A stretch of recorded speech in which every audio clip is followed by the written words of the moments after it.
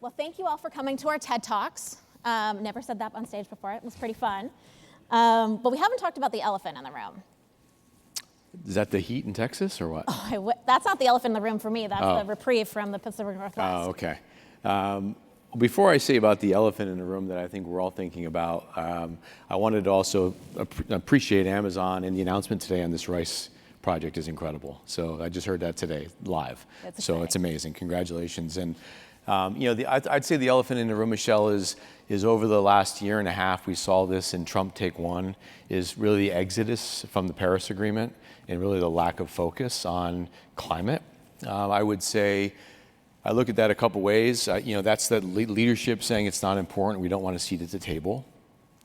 But I would also point towards even the previous administration. There really wasn't a focus on superpollutants. The EPA wasn't as efficient as they could have been even under the previous administration. But I would say right now, holistically, the step back when it's so important to step forward in what we're seeing in these dramatic climate events. So I think that's the elephant in the room from my perspective. Yeah, I agree. Well, we're excited to work across administrations and to see where we can find common ground to continue investing in these solutions.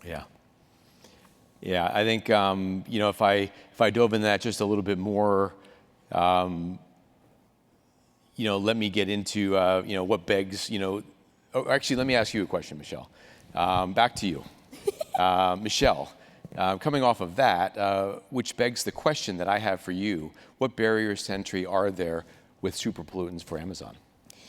Yeah, I think it can be pretty wonky. We talk about like CO2 many of our companies we engage with wrapping their minds around CO2 measurement and the footprints and all the puts and takes and a methodology is enough. And then when you start talking about the math of CO2 equivalents and all of that, it can get pretty inaccessible pretty quick. And so one of the barriers is awareness and education. And ClimeCo does an amazing job with your videos and your illustrations and visuals to try and make that really much more accessible for folks who are trying to figure out how to participate. But one of the things that's exciting that I try and spin the barriers on their head are around just how interesting and niche some of these are, right? Whether it's rice methane or refrigerants or N2O or whatever it may be, there's really unique stories there that when you find a match for the value it could have for a company, can start to lower those barriers. Yeah, and I think from our perspective, some of the barriers that I've seen over time is, I've been in the business for 17 years, so I call it a sine wave of excitement of superpollutants and the permanence of them versus the red-headed stepchild that we don't want to deal with because they're not as attractive as nature-based solutions.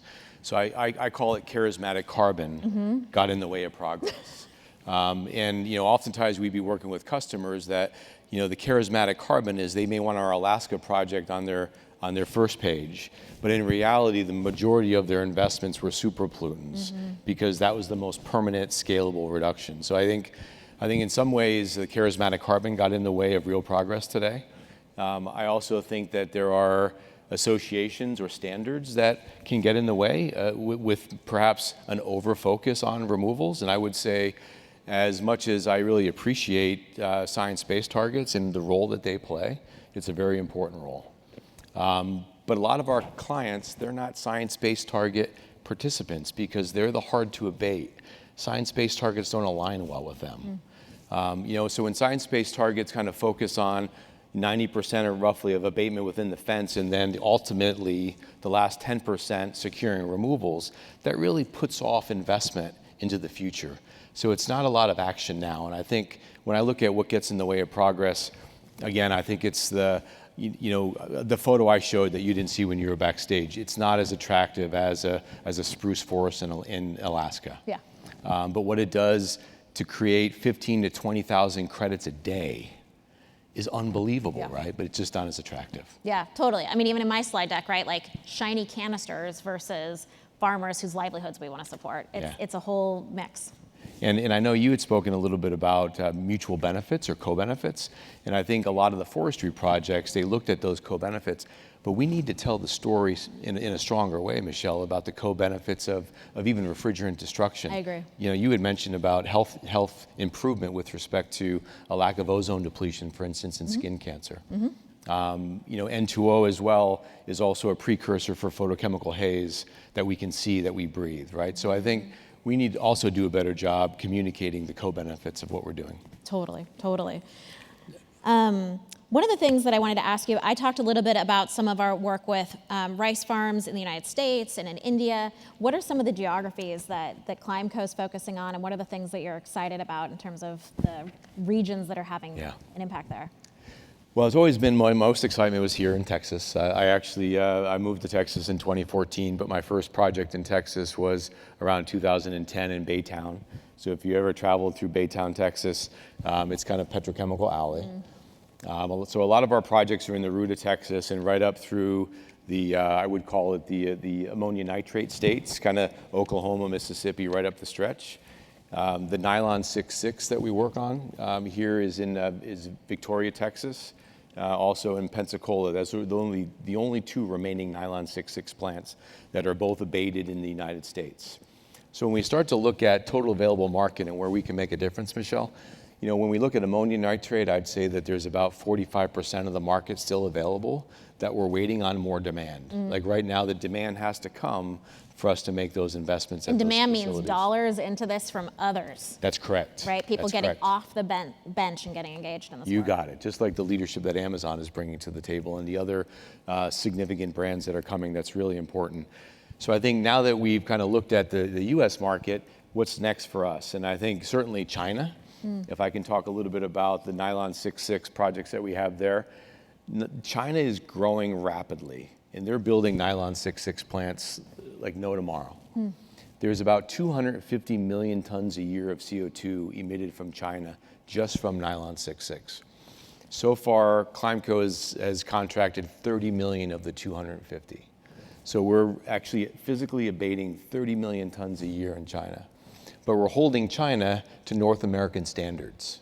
And I think I talked to you earlier about how to communicate this to the CEO of a Chinese, of a manufacturing facility through a translator, is that we want to abate your emissions, but you're only going to get credit for anything that you've abated over 90%. The reason for that is we wanted to hold them to our standards, North American standards, and we also had the buyer of nylon 6,6 that wanted to buy low carbon nylon 6,6. So the first 90% of the emission reductions are baked into their carbon intensity. So they're buying that. They want to buy that low carbon nylon, which I think is a great signal for the market. And then we're abating the rest. So out of that 30 million, that's where we've started. So we have 220 million tons to go yet. In 2 weeks, I'm hopefully going to convince more CEOs to move forward further. You had also mentioned India, and I think that's an important area for us as well, and that's why I was so excited about your announcement. India itself is a large producer of ammonia nitrate, the fertilizer sector, so we've contracted with the largest producer that has 60% market share. Go big or go home and get it done, right? So that's where I like we are that now. energy. Go big or go home. I like it. And I want to flip the question for you a little bit too. You know, flipping the question, beyond the barriers to entry, what has been the number one driver for why Amazon decided to make investments in super balloons? Yeah, we follow the science, which is simple to say, but we truly have leadership from the top down that believes that the science is really clear, that you get a lot of bang for your buck in this space. It's really efficient. As an engineering and technology company, that speaks to our culture. You and I talked about corporate culture and company culture, and when we're able to say to leadership, we're going to do this effort, here's how efficient this is. You know, I remember when our supply team was talking about bringing the refrigerant destructions, and they were like, yeah, they're moving it from this continent to that continent. I was like, oh, that sounds like a pile of emissions. And they were like, Michelle, these little canisters have so many super pollutants in them that's a teeniest little drop in what you're going to abate by destroying them. And so it's just really compelling from a science perspective to do it. It's efficient, and then it really does help round out our portfolio. Prior to announcing our participation in super pollutants earlier this year, we really focused on reductions in deforestation, restoration, and direct air capture. And the super pollutants give you that kind of punch in the near term of driving down the warming potential while still making sure, and sustainability, unfortunately, it's always a series of and statements where we're also still doing these longer term things while doing the short term. So it's a big portfolio, and we really liked the complement that it had. Yeah, we talked a lot about, in my discussions, harmony. And I like to say that, I always say that, you know, if you can stop the molecule before it goes into the atmosphere, it's actually the lowest marginal cost of abatement in many, many ways. So we always like to say, stop the molecule, avoid it, but what you can avoid, draw down. And I think you had mentioned, nature-based solutions as part of our overall portfolios. We're a real believer in that too. And I think some of our nature-based solutions also build resiliency for coastal areas that are being devastated by hurricanes as well. So it brings back important economic drivers for communities.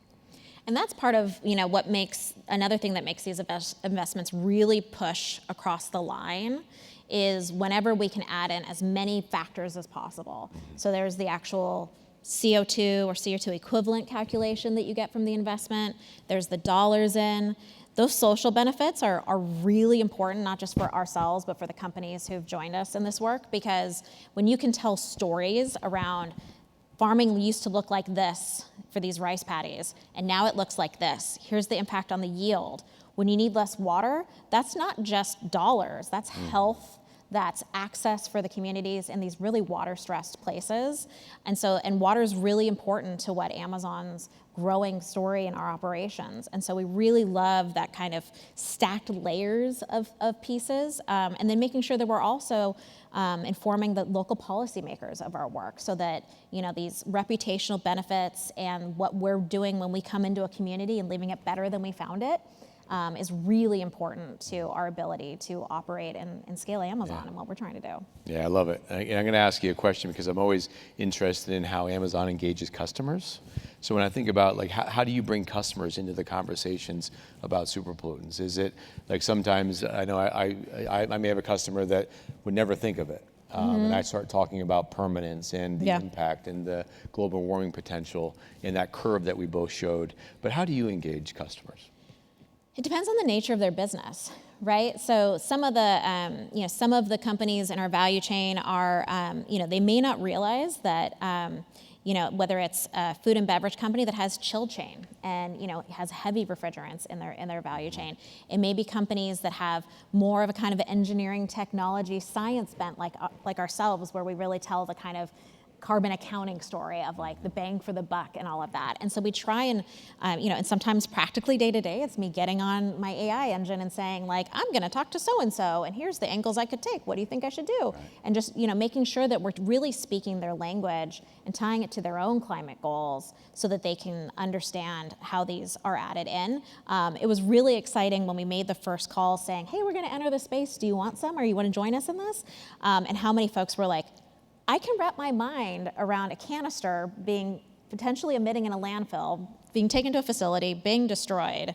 I can wrap my mind around that. Because for some people, trees are a little bit harder to wrap their minds around, and the permanence risks that can come with some of those solutions.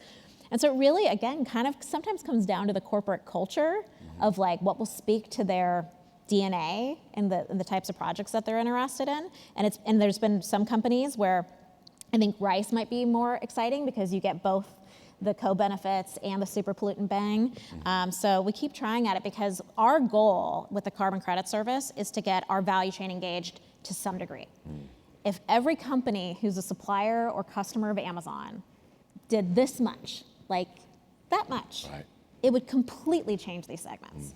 And so we're really trying to just bring others along with us, say, it's fun, Bill and I are having a great time doing this, right, join us, and get it moving. Yeah, and we're a member of the Climate Pledge, right? We love the optionality of how we can achieve our goals together. Yeah. I think one of the things that we see too is talking about insets, supply chain. So a lot of what I'm talking about here today around nitrous oxide, both from ammonium nitrate as well as nylon 6,6, we're seeing a lot of companies, and this is why I'm excited and supportive of companies that do go through the SBTI. We're seeing science-based targets around Scope 3 mitigation. And companies really struggling on ways to look at ways to decarbonize that supply chain. So some of what we're doing factors right into that. So if I can not sell the N2O reductions as a credit, and I can bring it into the product and sell it as an inset, and I think that's really important. I know we're all looking at innovations around that, but I think I always say in our space, that the credit market is really a bridge to the future. As Climeco, as one of the early founders in the space, I always tell our team, 10 years from now, we should assume carbon credits don't exist anymore. Let's work ourselves out of a job. Let's work ourselves out of a job. Yeah. So I don't know how much you're able to talk or how much insetting factors into your customer base. We offer, so offsets are solutions outside of your operations and insets are within. So rice is a great example where we're doing both. So we have the carbon neutralization project in India where those may not be the actual rice paddies that go into our operation. It's outside. And we're doing that at a much bigger scale because we're trying to really kickstart that segment and raise the quality in what's happening in that crediting program. And then there's insets where it's actually within our operations and we're working with sometimes tier 2 suppliers to change the way that they farm and take those credits and directly apply them to what we're doing. And we're doing, in insetting, most of our work is actually in fuels because as you can imagine, fuels are a big part of our operation, on-road diesel, sustainable aviation fuel and others. And so we're making those available to other companies and making sure that, again, the basic economics of demand aggregation to drive price down is really important. But I would be remiss to also talk about, you were talking about the, kind of trying to say the word credit less. I say that a lot in our marketing meetings, like we should say the word credit less. Yep. We're not actually selling credits, we're selling solutions and making sure that we're trying to get others invested in this.